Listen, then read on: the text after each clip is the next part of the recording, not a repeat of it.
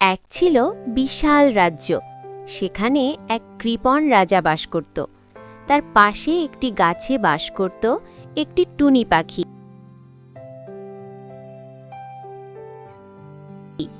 একদিন টুনি দেখতে পায় রাজার প্রাসাদের ছাদে কি যেন জ্বলজ্বল করছে। সেই দেখে টুনি উড়াল দিয়ে প্রাসাদের ছাদে যায়। দেখে একটি সোনার মুদ্রা পড়ে আছে। টুনি সেটা তার বাড়িতে নিয়ে আসে। এই আবার কি জিনিস? চকচক করছে, চোখে ঝিলিক দিচ্ছে। আহা, এমন সুন্দর জিনিস আমি কখনো দেখিনি। এ তো নিশ্চয়ই রাজাদের ধন। হায় হায়, আজ বুঝি আমার ভাগ্য খুলে গেল। আজ থেকে আমি আর গরিব পাখি নই, আজ আমি ধনী টুনটুনি। রাজার ঘরে যে ধন আছে, আজ আমার ঘরেও সেই ধন আছে। গর্বে বুক ফুলিয়ে, হ্যাঁ, শুনে রাখো সবাই, রাজার ঘরে যে ধন আছে, টুনির ঘরেও সে ধন আছে। মহারাজ, এক অদ্ভুত কাণ্ড ঘটেছে। বাগানের সেই ছোট্ট পাখিটা সকাল থেকে এমন সব কথা বলছে যা শুনলে মাথা ঘুরে যায়। সে বলছে আপনার রাজপ্রাসাদের ধনের মতো তার ঘরেও নাকি ধন আছে। মহারাজ, এ কি সাধারণ পাখির কথা হতে পারে, নাকি এর পেছনে কোনো রহস্য লুকিয়ে আছে? একটা সামান্য পাখি আমার সঙ্গে ধনের তুলনা করে। এই রাজ্যের সব সোনা রূপো আমার সিন্ধুকে বন্দি, আর সে বলে তার ঘরেও নাকি ধন। যাও, গিয়ে ভালো করে দেখো ওর বাসায় কি আছে। আমি জানতে চাই পাখির সাহস কোথা থেকে এলো। তারপর রাজার আদেশে সিপাহী গেল টুনির বাসায়।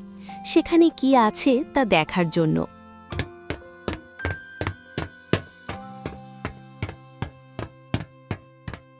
জয় হোক মহারাজের। আমরা পাখির বাসা তন্ন তন্ন করে দেখেছি। সেখানে কোনো ধনের পাহাড় নেই, কোনো সোনার থলে নেই। মহারাজ, মাত্র একটি ছোট্ট টাকা পাওয়া গেছে। সম্ভবত সেটি আপনার সিন্দুক থেকেই পড়ে গিয়েছিল। রাজার সিপাহী টুনির ধন নিয়ে গেছে রাজমহলে। তাই টুনি মন খারাপ করে দাঁড়িয়ে আছে আর বলছে, হায় রে বিধি, এই কি ধনের বিচার! গরিবের ধন নিলে কি রাজা ছোট হয়? আমি তো চুরি করিনি, মাটিতে পড়ে থাকা জিনিস নিজের ভেবে রেখেছিলাম। রাজা বড় ধনে কাতর, টুনির ধন নিলে বাড়ির ভিতর। এই কি ন্যায়? এই কি রাজার ধর্ম? রাজা টুনির কথা শুনে হাসছে আর বল, পাখিটা তো বেশ মজার, কথায় কথায় গান বানিয়ে ফেলে। আচ্ছা যাও, ওর টাকা ফিরিয়ে দাও। আজ আমি দয়ালু রাজা, কিন্তু মনে রেখো, রাজাকে নিয়ে বেশি কথা বললে তার ফল ভালো হয় না।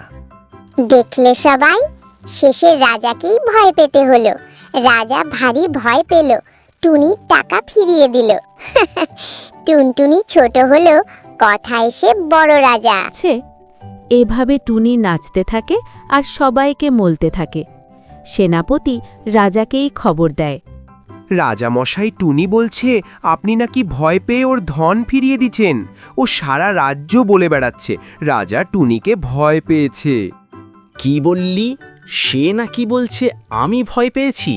একটা সামান্য পাখি আমার মতো রাজাকে ভয় দেখাবে? এই রাজ্যে আমার কথাই শেষ কথা। আন, এক্ষুনি ধরে আন। আজ আর ছাড় নয়, আজ ওই পাখিটাকে ভেজে খাবো। দেখি তখন কেমন গান গায়। টুনটুনিকে ধরে রাজপ্রাসাদে আনা হলো।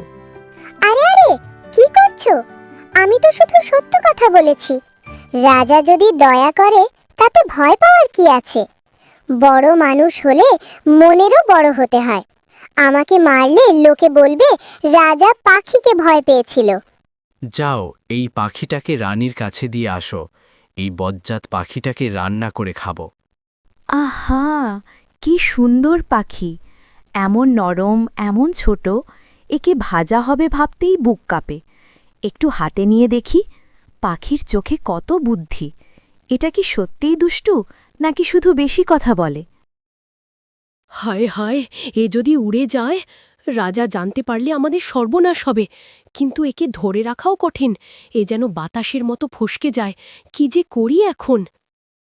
ও রানীমা, আমাকে ছেড়ে দাও। আমি ছোট্ট একটা পাখি, আমাকে ওই তেলে ভাজা করো না, আমি মরে যাব তাহলে। আমাকে ছেড়ে দাও দয়া করে, আমি এখান থেকে চলে যাই। না, তোকে ছাড়া যাবে না, তাহলে রাজা তোকে খেতে না পেরে আমাকেই ভেজে খাবে। রানী এই বলে টুনিকে ভাজতে যাবে, অমনি টুনি উড়ে যায়। হা হা। রাজার হাত, রানীর হাত সব ফাঁকি দিয়ে বেরিয়ে এলাম। আমি ছোট, কিন্তু আমার ডানা আছে। যেখানে ডানা আছে সেখানে বন্দি নেই। রানী ভয় পেয়ে যায়। টুনি উড়ে গেল, এখন রাজা জানতে পারলে তাকে আস্ত রাখবে না, তাই সে বাগানে যায়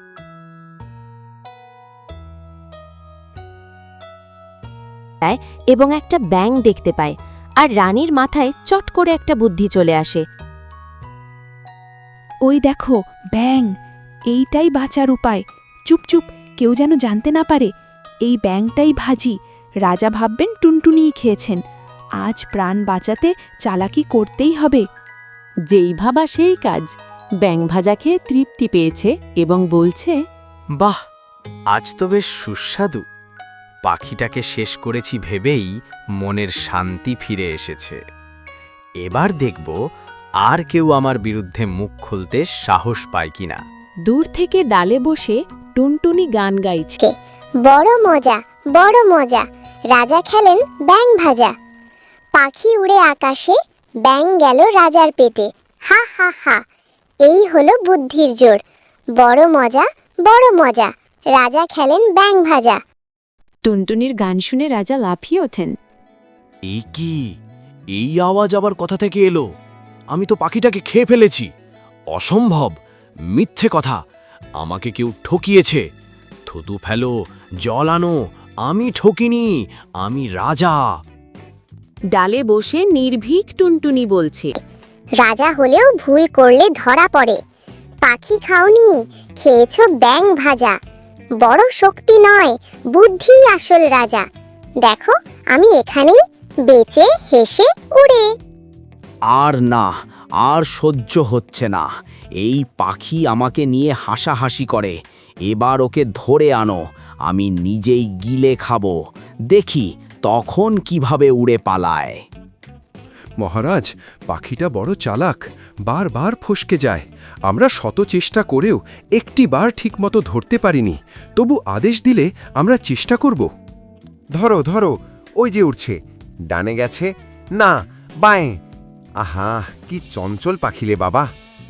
টুনটুনি ভয় না পেয়ে ব্যঙ্গ করে বলে, ওহে রাজামশাই, আমাকে গিলে খাবে নাকি?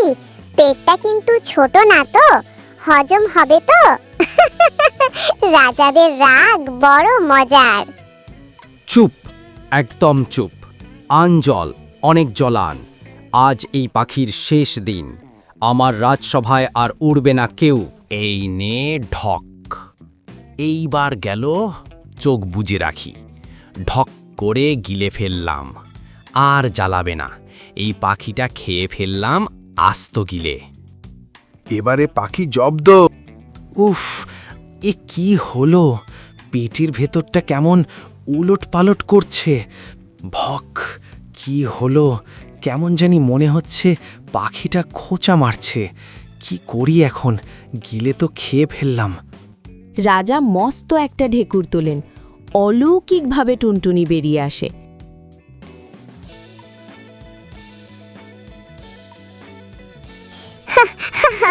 রাজামশাই, ঢেকুরটাই তোমার সর্বনাশ।